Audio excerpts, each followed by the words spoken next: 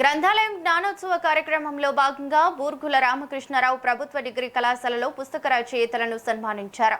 కళాశాల principal professor Sukanya ఆధ్వర్యంలో ఈ కార్యక్రమం నిర్వహించారు. అనంతరం సుకన్య మాట్లాడారు. ప్రతి ఒక్కరూ తమ జ్ఞానాన్ని మెరుగుపరుచుకోవడానికి పుస్తకాలు చదవడమే కాకుండా పుస్తక రచన ద్వారా విద్యార్థుల భవిష్యత్తుకు దోహదపడాలని ఆమె సూచించారు. విద్యారంగానికి విశిష్ట సేవలు అందిస్తూ వివిధ అంశాలపై పుస్తకాలు రచించిన 17 మంది అధ్యాపకులను శాలువాలు, జ్ఞాపికలతో ఘనంగా సత్కరించారు. తెలంగాణ ప్రభుత్వము 99 రోజుల ఈ విద్యా వారోత్సవాలు 99 రోజుల ప్రణాళికలో భాగంగా కళాశాలలో అనేక కార్యక్రమాలు నిర్వహిస్తున్నాము.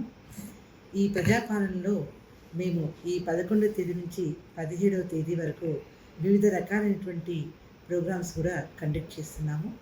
విద్యార్థులలో ఉన్నటువంటి అవగాహన సదస్సుల్ని ఏర్పాటు చేస్తున్నాము.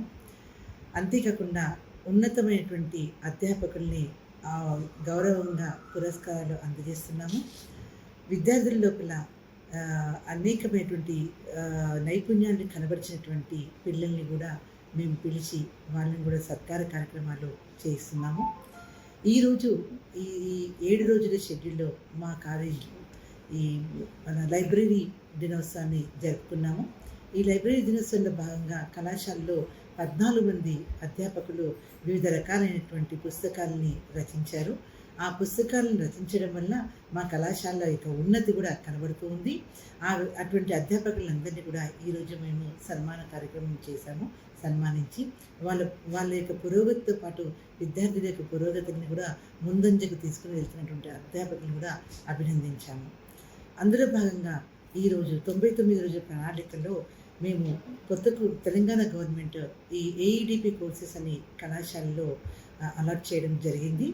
మా కళాశాలలో BA, BCom, BSc ప్రోగ్రామ్స్తో పాటు ఈ కోర్సెస్తో పాటు AEDP స్కిల్ డెవలప్మెంట్ కోర్సెస్ని కూడా అలాట్ చేయడం జరిగింది. ఈ AEDP కోర్సెస్ ఏంటంటే ఎంప్లాయబిలిటీ స్కిల్స్తో ఉన్నటువంటి నైపుణ్యాలను విద్యార్థులకు చక్కని అవకాశాన్ని కలిగించింది మన ప్రభుత్వము.